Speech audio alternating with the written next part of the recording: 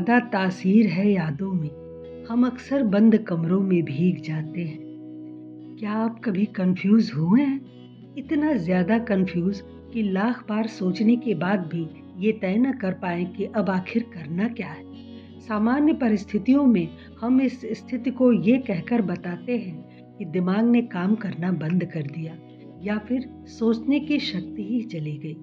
किसी विशेष परिस्थिति या घटना के बाद ऐसा हो जाना सामान्य है, लेकिन अगर ये स्थिति हर छोटे बड़े फैसले के साथ होने लगे तो ये समस्या है।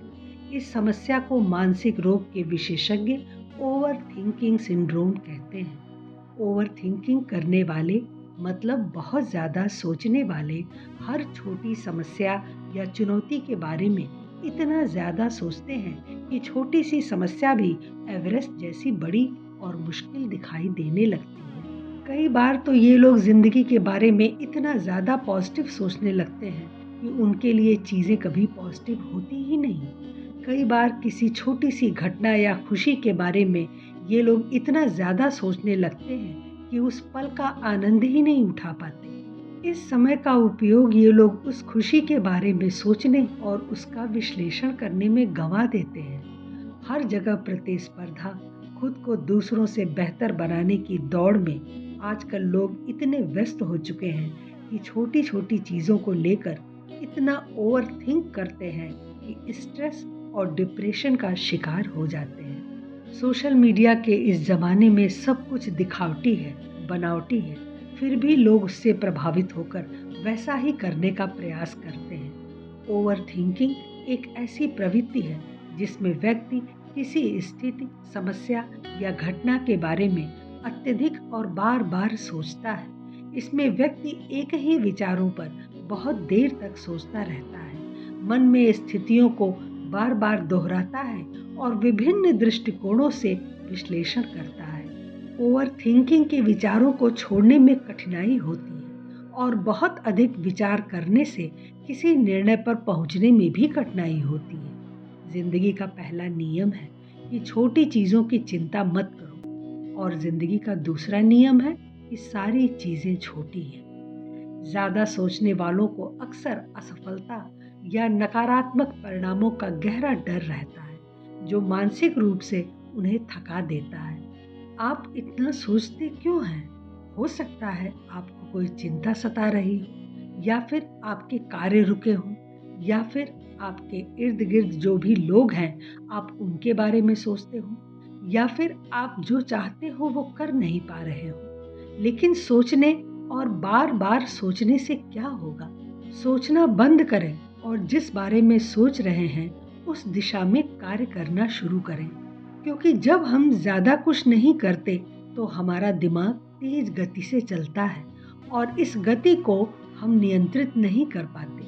स्वयं को किसी कार्य में व्यस्त रखेंगे तो आप देखिएगा कि दिमाग व्यस्त हो जाएगा और व्यर्थ की बातों में नहीं उलझेगा।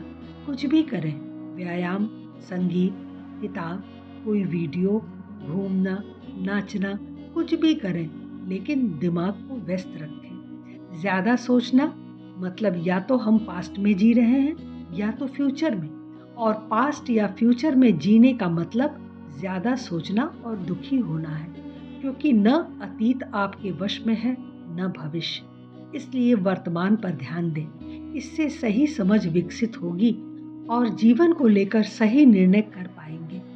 आइए आपको एक छोटी सी कहानी सुनाती हूँ। एक गांव में रहने वाला लड़का पुरानी बुरी यादों को न भूल पाने की आदत से परेशान था और एक ही चीज़ के बारे में बार बार सोचता।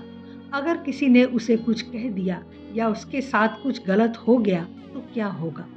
फिर वह अपने साथ हुई किसी बुरी घटना के लिए या तो अपनी किस्मत को कोसता या भगवान को, या फिर वह उस शख्स से बदला लेने के बारे में सोचता रहता था जिसने उसके साथ कुछ गलत किया था।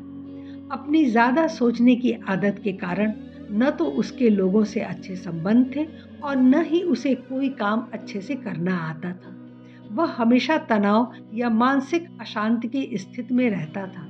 उसकी हालत देखकर उसके दोस्त ने उसे एक महात्मा के पास जाने की सलाह दी और उनसे बात करने को कहा। युवा लड़का महात्मा के पास जाता है और उन्हें अपनी सारी समस्या बताता है। लड़के की समस्या सुनने के बाद महात्मा वहां से उठकर मठ के अंदर चले जाते हैं, बिना कोई जवाब दिए। लड़के को थोड़ा अजीब लगता है, लेकिन वह वहीं बैठा रहता है। थोड़ी देर बाद वह देखता है कि महात्मा उसकी ओर आ रहे हैं। उनके हाथ में एक मिट्टी का ग्लास था, जिसमें पानी भरने के बाद महात्मा लड़के से पूछते हैं, बताओ इस ग्लास का वजन कितना होगा? लड़के ने कहा, मैं ठीक ठीक नहीं बता सकता, लेकिन इस गिलास का वजन बहुत कम है। महात्मा ने गंभीरता से कहा, मेरा सवाल यह है कि अगर मैं इस गिलास को थोड़ी देर के लिए ऐसे ही पकड़ कर रखूं तो क्या होगा? लड़के ने कहा, कुछ नहीं होगा। महात्मा ने फिर पूछा, क्या होगा अगर मैं इस गिलास को 1-2 घंटे तक ऐसे ही पकड़े रखूं? लड़के ने कहा, आपके हाथ में दर्द होने लगेगा। महात्मा ने फिर पूछा, क्या होगा अगर मैं इस गिलास को पूरे दिन इसी तरह पकड़ कर रखूं? लड़के ने कहा, आपके हाथ में बहुत दर्द होने लगेगा, आपका हाथ सुन्न हो सकता है, आपकी मांसपेशियां तनावग्रस्त हो सकती हैं और हाथ निर्जीव भी हो सकता है। महात्मा ने कहा, बहुत बढ़िया, लेकिन क्या इस समय में गिलास का वजन बदल जाएगा? लड़के ने कहा, नहीं, वजन नहीं बदलेगा। महात्मा ने पूछा, जब वजन नहीं बढ़ेगा फिर हाथ में दर्द और मांसपेशियों में तनाव क्यों होगा? लड़के ने उत्तर दिया, बहुत देर हाथ में लिए रहने के कारण। महात्मा ने फिर पूछा, अब इस दर्द से छुटकारा पाने के लिए मुझे क्या करना चाहिए?